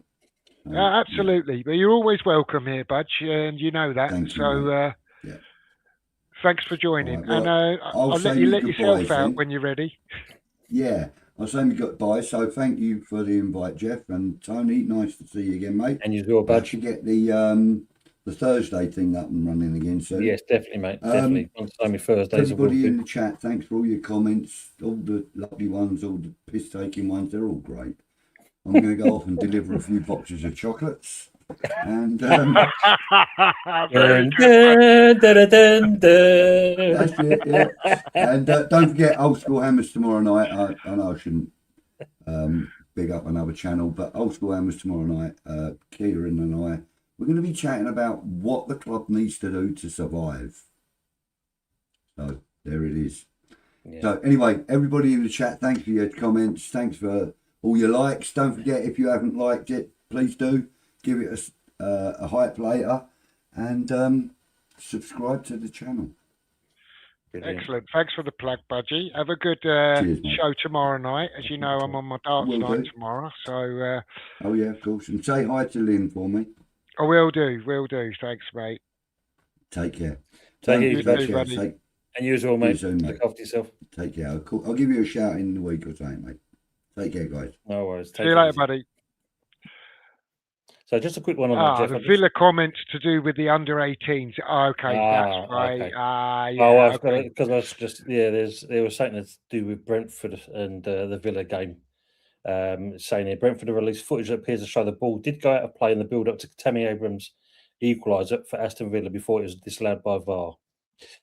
So I thought that was the same thing, but if it's the under-18s, then that's fair enough. She's going to dive off a cliff. Well, one thing I did want to touch on tonight, and I prepared a little slide, and I know you've done a show about this earlier, about the transfer window, but I just wanted a little bit of analysis.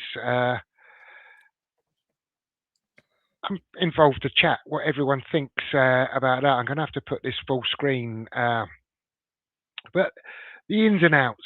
So obviously we've touched on Paqueta now. I think we spoke enough about that, gave our views about that. We've got 36 million quid for him. I think it's pretty good business, to be honest with you. If anyone was here last week, we sort of chatted about Guilherme and his lack of opportunities, and not only his lack of opportunities, but the fact that several managers have decided not to use him. So I'm not sure. Got 12 million quid in for him. Andy Irvine, really not used. Got a fee for him. I'm okay with him going. Rodriguez, and I know there's a lot of numbers there, but if we look at it, Irvine, Rodriguez, Fulkrug, Ward-Prowse, Igor, all out the door. Would any of us really be campaigning for them to be still at the club or playing for the club? I mean, Ward-Prowse has got a little bit of love, feeling that he's a bit hard done by in one thing or another in recent weeks. But when Nuno walked in the door, lots of the fan base were like, at least we won't see Ward-Prowse in the team anymore, and they couldn't wait to see the back of him. Fulkrug wasn't doing it for us. Rodriguez, for me, he's a decent footballer, but he's too slow for the Premier League. And we got a fee for him, which I think we did well to do. And Callum Marshall, I think, actually, in light of some of the conversation we've been having about, having some legs up front and people defending from the front and closing down the work rate that, Pablo and Tati have, actually, I do wonder if Callum Marshall could have actually done a job like that for us. So that out of all of them is one that perhaps has got a question mark. Why did we let him go out on loan? We might have been able to keep him around the club and do a job for us. But kind of the rest of them, it's sort of all right. And if we look at what the income was, basically what it's done is it's funded the window for Castellanos and Pablo, essentially, what we paid fees for. Traore, we spoke about on the show last week. I'm sort of nonplussed. I mean, he pulls on the shirt. He's at the football club. I'll support him. Would I have been rushing out and signing him? No. Disassi has been spoken about in the chat, and we're all hopeful that he might actually improve our back line. And then we've got the young lad who's come in on loan. I don't know if anyone really knows very much about him. I know he scored a really good goal last night, which I haven't seen, but I've heard about that. Whether he gets anywhere near the first team, I don't know. But we've actually made a £2 million profit, and I've sort of estimated the what the weekly wages are going out, but it looks like we've saved somewhere around 250k a week in wages. So from the club's perspective, they've made a small profit in the window and saved something on wages. I don't know if that's a good thing or not. I was thinking about this. Now, you look at, if we take that window, if on the ins we put in, say we sign Charlie Cresswell, for example, Angel Gomez, who's just gone to Wolves on a loan, and perhaps introduce maybe a Raheem Sterling, who's a free agent now, as cover down that left-hand side. If we'd have done that, we would have had to spend somewhere in the region of 20 million quid, which surely should be affordable for the club. And if we'd have done that, and we had those 3 extra players on the inside, that would have represented quite a good transfer window, wouldn't it? In my view, I'd be interested in your views and those are the chat, and I'll get rid of that slide now. Well, I mean, just keep it up for a moment, Jeff, because when you look at it, it's the fact of, if you've got to say that now that Sterling's a free agent, you haven't got to worry about paying him £300,000 a week. No, you wouldn't think. So we could there. You've got straight away. You've got a bit of leeway, but he's a player that could come on and do a bit of damage, etc.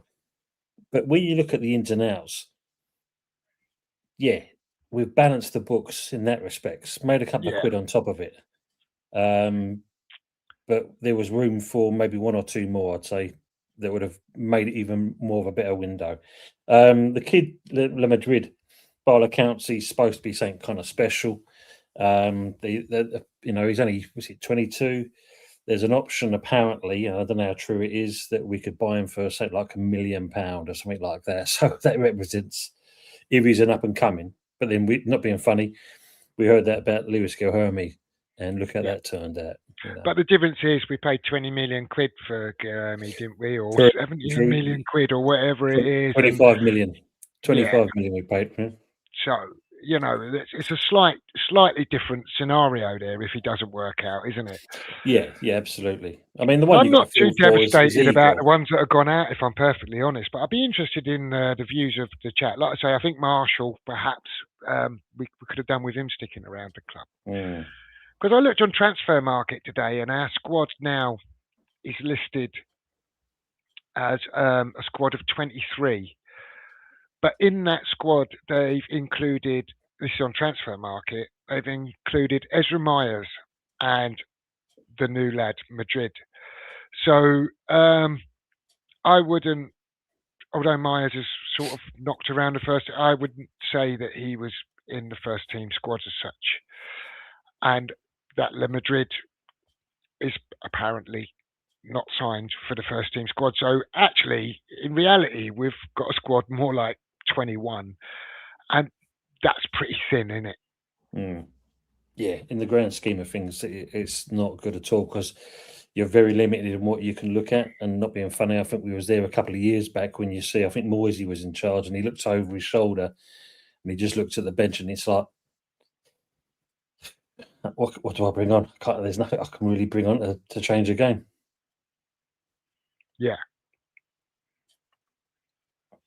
As I say, on the outside for me, who was slide.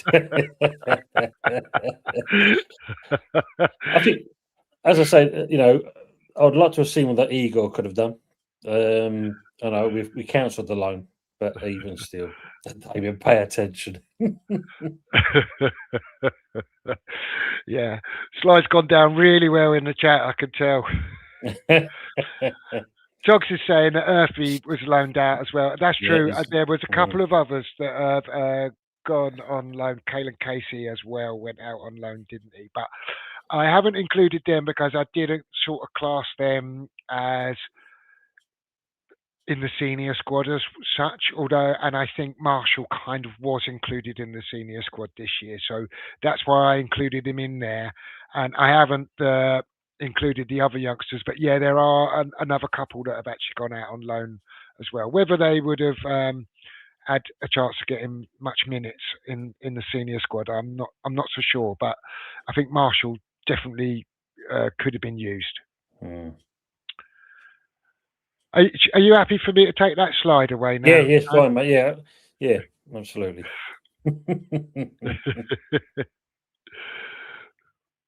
Damien's saying, think the amount of outs actually is a really good thing, you know. Think it's gone under the radar. May help us keep better players. I mean, I'm sort of on. I'm on that side of things with Damien there. I feel like the Rodriguez's, Irvins, Ward-Prowse, Igors, they weren't trouble in the first team. They were just hanging around, lots of them on big wages, and I'm not really shedding any tears about them going out. I just wish we'd strengthened a little bit more. Considering we started off, you know, very quick in getting the two players over the line, Tatty and Pablo, and then we went a little stale in between. I thought we could have been a bit more proactive in that respect. Yeah, and just getting Disarcy over the line in fucking injury time of with the transfer window is kind of pathetic, isn't it? 2-hour extension, Jeff, to get it over the line. I mean, look, at least we got our one over the line. I mean, you could have been old, what's his name at Everton, poor sod. Dwight McNeil. Yeah, that's the one. Yeah, that one, and that because his missus apparently he's piped up as well today. He's like, you know, these stress caused and all this kind of stuff. Yeah. Billy Bob saying Guilherme not given a chance. Yeah, like we did sort of talk about on the last week's show. It was a little bit weird. Like I say, 3 managers didn't really fancy him, but then he didn't get any game time in the under-21s. It was all a bit odd. Just a bit odd. All over. Because he literally warmed that bench up, didn't he? Really, that's all he was doing. Yeah. Just to let you know, Jeff, you're getting quite a few people saying, "Keep the slide free." You know, free the slide.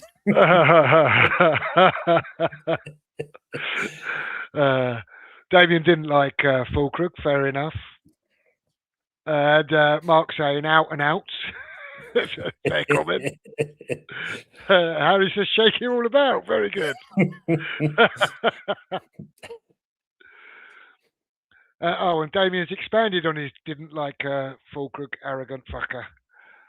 More talk than walk. Tatty and Pablo seem to have just kept their head down. I mean, that was the thing with Fulkrug. I mean, he came out and he did like to talk, and he said things, and you know, he made himself a bit of a cult hero when he was telling everyone how the team was shit and not doing what they should be doing and all that. But I mean, in the end, it turned out that he was pretty shit for us, wasn't he?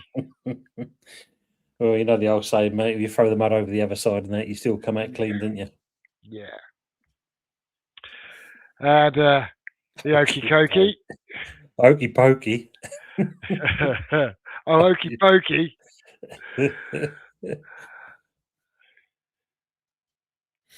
And he's not American, he's north of the border. Is north of the border Canadian or north of the border Scottish? Damien says he'd take Raheem Sterling. And Togs is with the Okey Cokey.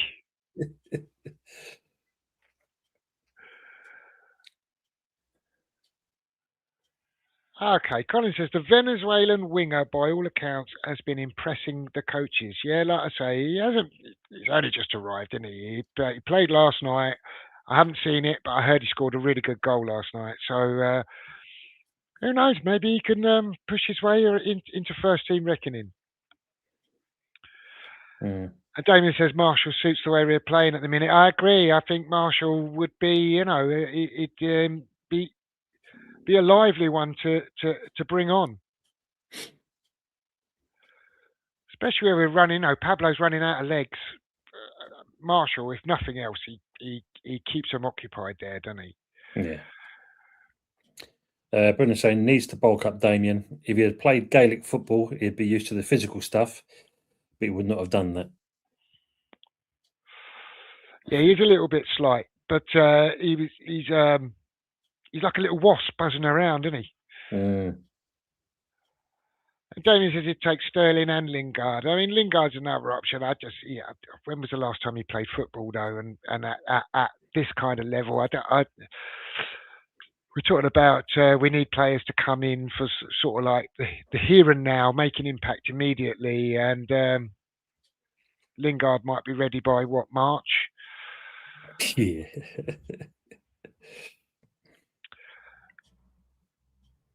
And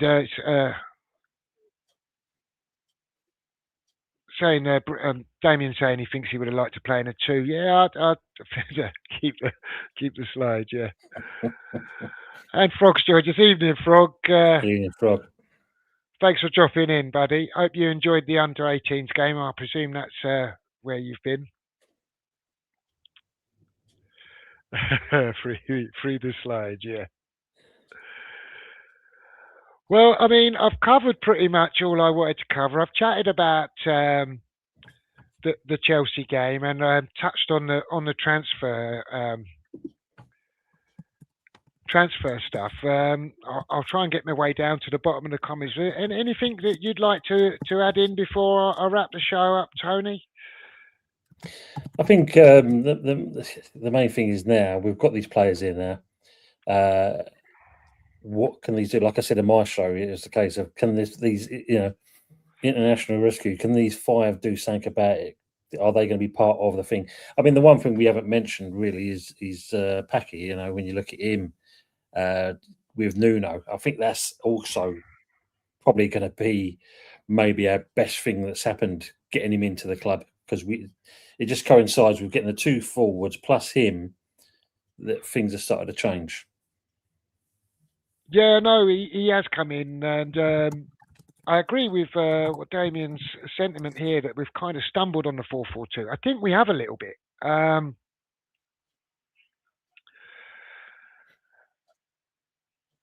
But it's working for us. And that's why I think if we had Marshall around, and if you think we were talking earlier about Callum Wilson as well, you imagine the 2 Callums, even if they came on as substitutes, coming on. I mean, and how much could Marshall learn off of a player like Wilson? Oh, I see there's a thing in about the FA Cup. I just wanted to ask you, Tone, if you know. See, you're saying you're feeling better, mate. Does Tadebo's ban, is the Burton game one of his 3? Ooh, that's a good point. I don't know if it covers just Premier League games or just cover the lot. Let's have a quick look. Well, you go for the comments so you can find out. Have a quick look. Okay. Harry says, Nuno will turn it around. I'm sure of it. We're staying up. I tell you what, I don't think we're down just yet. As deflating as it was to lose the game this weekend against Chelsea, I didn't really expect us to win. But again, when you're in that position, it's a killer to lose the game. But I was never counting 3 points this weekend, really. We desperately need to win our next 2 games. We have got to win against Burnley and Manchester United. And Tadebo missing is going to be a bit of a problem for us, I think. It puts a bit of a dent in our prospects there, but we need 6 points from our next 2 games. And I tell you what, we're not out of it. We're not No. out of it. But No. if we fail to beat Burnley, I think it might just be the nail in our coffin. It make it really hard from there. It's definitely the West Ham way, and it may, we saw that with the Wolves thing and that. Just going on a red card in the Premier League match covers FA Cup games. They are deemed as domestic and applies across all major competitions, including the Premier League, FA Cup, and the Carabao Cup as well. Well, in that respect, that is maybe a bit fortunate for us that we've got a tie against Burton, and it counts as one of his suspended games.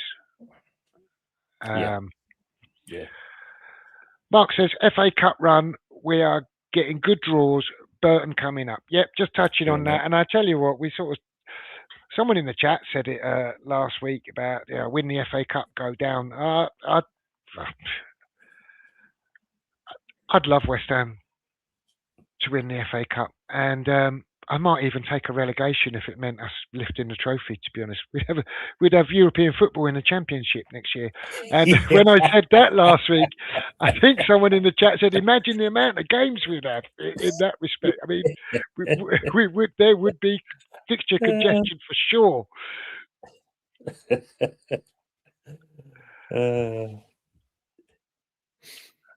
Frog saying, if the second half decisions don't change, I think we're fucked, whoever we have in. Yeah.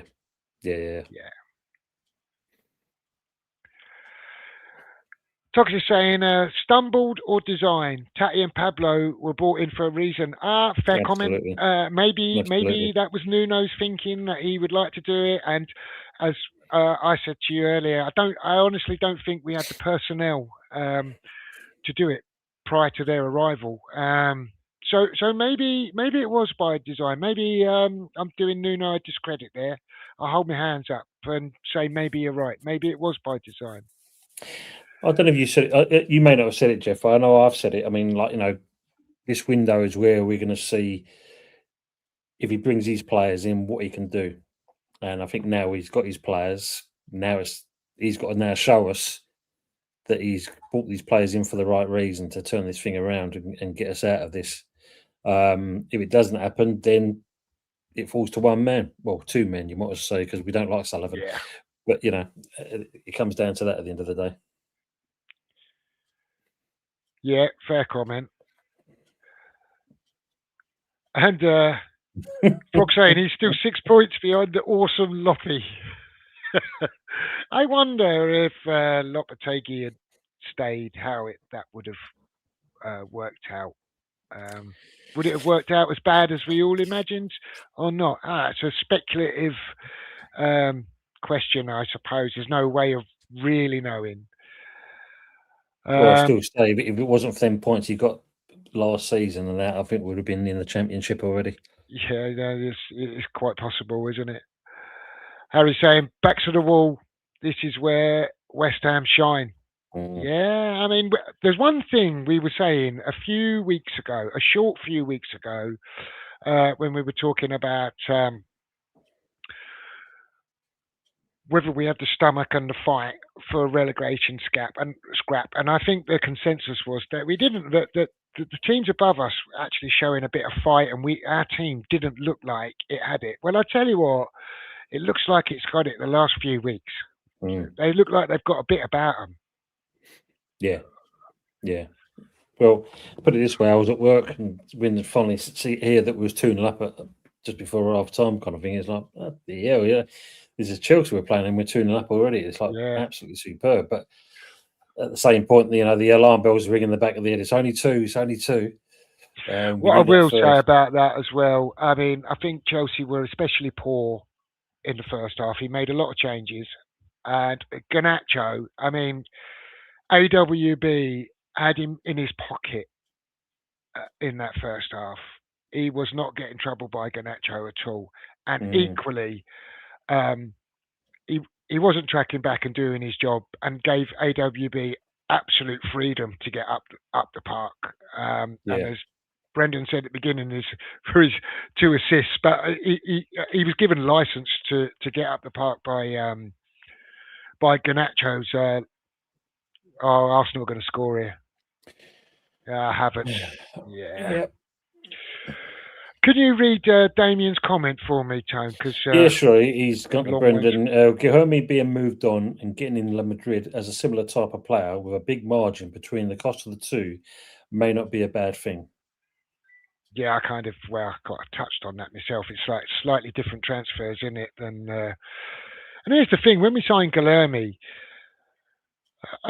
when we first signed him, I see a lot of people thinking he was going to slot straight into the first team, and he was the next best thing since sliced bread and all the rest of it.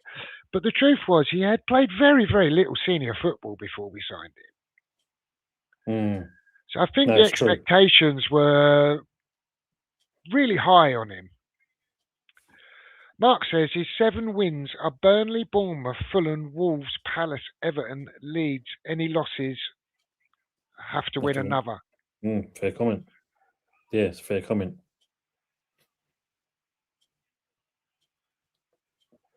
And Damien says, imagine if we had Europe in the Championship. That would be mad. It would be mad. And like I say, the fixture congestion would be crazy, wouldn't it?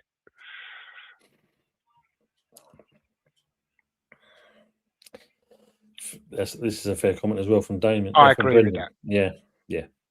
I think it's just, like you said, Jeff, I mean, I've said it on many shows. Why do we get this kid in and he's just sat on the first team bench when we've got an under-21 sitting there waiting for him to just show what he can do? Yeah, he wasn't getting the game time in the first team. He was barely getting any minutes. You've brought him all the way from the other side of the world, and he's getting no football. Yeah. Like, if you want to develop his game, get him accustomed to playing football in England, why wouldn't you use him in the under-21s? It just seems so didn't make sense. Didn't make sense. Damien says, I think looking back, Stuyton used to wrap Guilherme up in cotton wool. I don't know if it was Stuyton's call, was it? About how much football we got. Well, he was one that's supposed to have got many. He flew out. He flew out to Brazil. He was his man. That big old lump when at the centre back, and then he came back with him. Yeah, well, he went out there a couple of times to get a couple of different players and ended up getting him. So I'm not sure even it was his man in at the get-go, but it turned out to be his man in the end. Yeah. Fresh Fielder's in. He says, good evening to you and I, and to Coco. Thanks, Fresh. I'm going to work my way down. I don't know if you read the comments. I'm working my way through them. That's fine. We get to the big ones. Damien's saying, the thing about Loppe is he didn't change a huge amount. Still 4-2-3-1. Potter's a 1 that turned the side, and he said, moving to a 5 at the back. Yeah, Potter was pretty disastrous, wasn't he? Yeah. And the thing was, I didn't think Potter was going to be nearly as bad as he was when he came in. But he just, I've heard him called a PE teacher and all the rest of it. Those kind of is. But to be fair, it's hard to be too critical of those kind of comments because that's kind of how he turned out, disappointingly. Yeah. Considering the man had 2 years of football and that, you would have thought he would have come back rejuvenated. Nothing at all.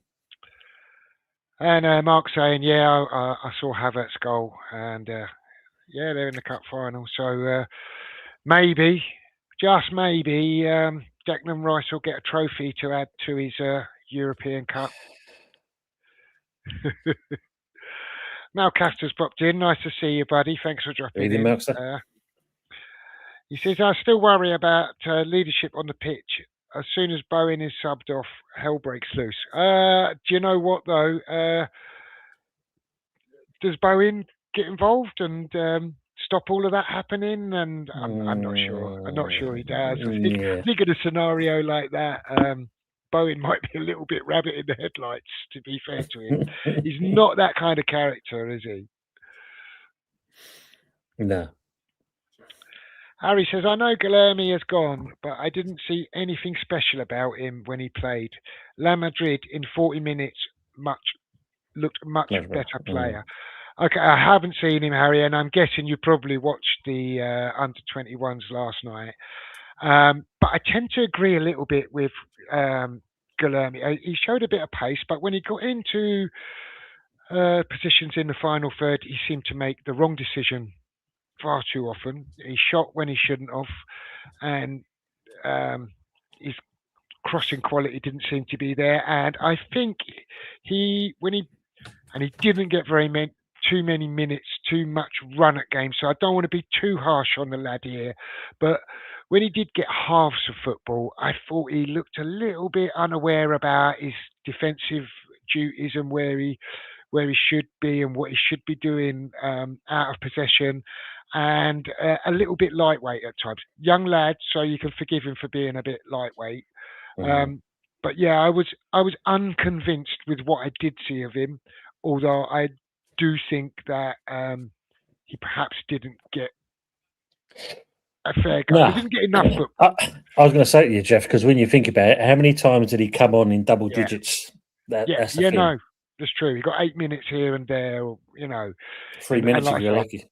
The couple of halves that he did play, like I say, I did think defensively he looked a little bit lost at times. But, I mean, this is why I think maybe a bit more football in the under-21s might have been beneficial to him, but he never got that. Frog says, thing is, with Nuno's strategy, we need 3 goals to be in with a shout of winning. Yeah, Mark said that earlier, and and we can't argue with it, can we? No. I think we all agree on that one. Damien also said, with Guilherme, Steiden didn't want to come back from Brazil empty-handed. I see it described as a vanity buy, and I agree. Yeah, it's, I don't know if it's true, but you can see how it could be painted like that. Well, we can definitely put that claim onto Forkrug and all. 100% agree with this comment from Togs, by the way. 4 weeks ago, we couldn't register a shot on goal or even off goal. So things are moving on. I absolutely think that's positive all day long. A spot on comment that. We were complaining that, we couldn't get a shot on goal in 45 minutes or 90 minutes. And here we are now, we're scoring a couple of goals a game. I'll let you read Damien's comment because he says Guilherme played once in the under-21s, one half. Should have played there more. I think it would have looked bad if we spent 17 million quid and he immediately ended up in the under-21s. Well, I mean, we've been talking about. We think he should have got more football. Should have been used more in the under-21s if he wasn't getting game time. And maybe it would have looked bad, but I mean, it looks worse. Shipping him out for a loss, doesn't it? Yeah, probably at the time, yeah. Oh, there you go. Look, Souček took the armband off a bone. Okay, fair comment. Souček is probably the captain in that team, really, and he is playing regularly now, but he wasn't previously. Even Obsidian Curse has joined us. Thanks for joining us, mate. He says, evening, chaps. The kids did great tonight. 5 out of 5 in the shootout. Yeah, well done, lads. And fresh delayed reaction. Bonsoir, all. Bonsoir, fresh.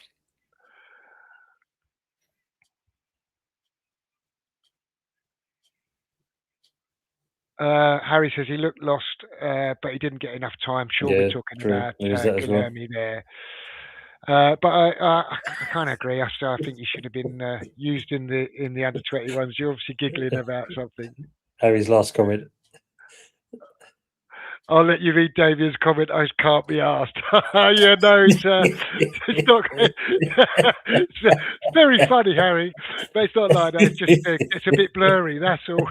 I have to swap my glasses around and lean forwards all the time.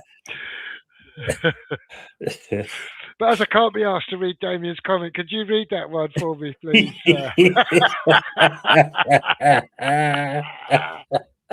He's saying, I'm having the 4-4-2, lads. Teams are not used to it. It's very direct and front-footed. You can see opposition coach to play a very possession-based game, and it takes them off guard. I like it. And I agree on that. I mean, it's something that's been drilled out of the game over the years. And I suppose the one thing we can, and I don't know if the chat will agree on this, when you look at last season, every team virtually played the same way. There is a little bit of difference this season. So when you look at that, yeah, most definitely. Oh, I'm thoroughly enjoying the 4-4-2. I just wish we didn't run out of steam. It's coming back to bite us. I mean, we never looked. I won't say we looked in trouble against Sunderland, but we definitely allowed them to start coming back into the game a little bit. And again, I think it's to do with fatigue, and not just the front two. By the way, I think the Souček and Fernandes are working so hard in the middle of the park in that system that it takes it out of them, especially Souček. I mean, you're asking him to give a lot. With tired old legs in that system at times, I think. Yeah, I think the only thing you got to then question, and I'm not saying it's the be on end all, but you got to question what the diet's like for the players, and you also got to question, do they actually put enough endurance work into the training? Because at the end of the day, we know they can play ball, they can do that part, but we're not seeing it through to 90 minutes. Surely that should be a question mark you're asking yourself, even at this stage of the season. Other teams are still keeping fit. Why are we lagging behind? No, I think you can forgive Souček and his legs perhaps not holding up playing that way for 90 minutes. And you look at Fernandes, I mean, he gives absolutely everything in. He even starts to look tired towards the end of the games as well. But he's been terrific, Kenny Fernandes. I'm not going to, before anyone accuses me of singling him out, giving him a hard time. I think he's been absolutely terrific, Fernandes. Absolutely grown into. I'll call it now, mate. I'll call it now. Fernandes, Hammer of the Year so far. For me. Usual's popped in the chat. Thanks for joining us, buddy. Burnley were poor last night against Sunderland. Pony, but they absolutely were. I thought they were absolutely dreadful. And I was trying to think from my walk and talk leading into the Burnley game what I would do about their threats. I'm still thinking about that, but I'll come up with something towards the end of the week. So I'll do a video about that. So everyone keep an eye out for that. I've had to turn it off during the daytime when you're walking with Coco, mate. The amount of swearing, bloody hell, man! You don't hold back, do you? Is it bad? Sorry, Tone. I'll try and tone the potty mouth down a bit. I was asking how Usual's bets went.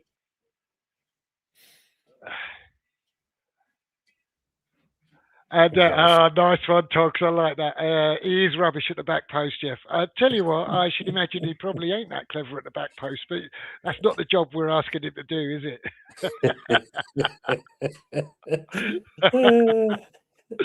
Yeah. Well, Tone. I've kind of covered pretty much everything I wanted to, and I can't believe that it's over 2 hours that we've been going. It's been a terrific show. So thanks to you for joining me, mate. No, thanks to everyone. Oh no, you're welcome anytime, buddy. Thanks to everyone in the chat for joining in, give us a laugh and contributing like you always do. And what you got coming up on your channel, mate, for everyone to look forward to? Well, I mean, obviously the weekend I'll be working, so I won't be able to do a Sunday night show. But there is the midweek game, isn't there, coming up? So I'll try and do a watch along for that. Oh yeah. Cool.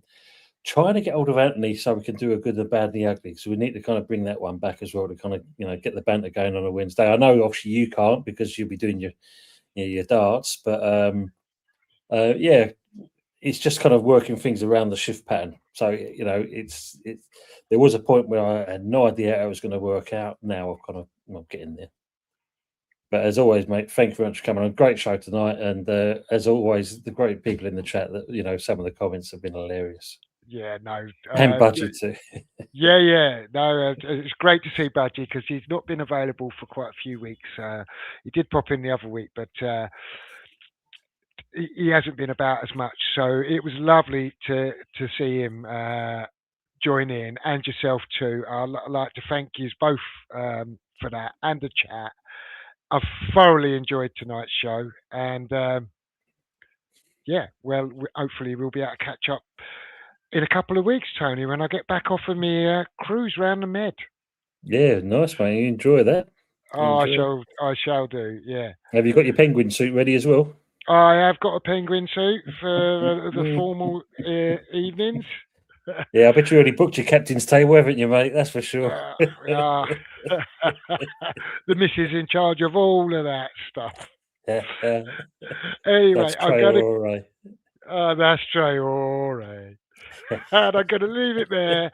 Thanks to everyone. Good night, all. Come on, you irons. See you next time.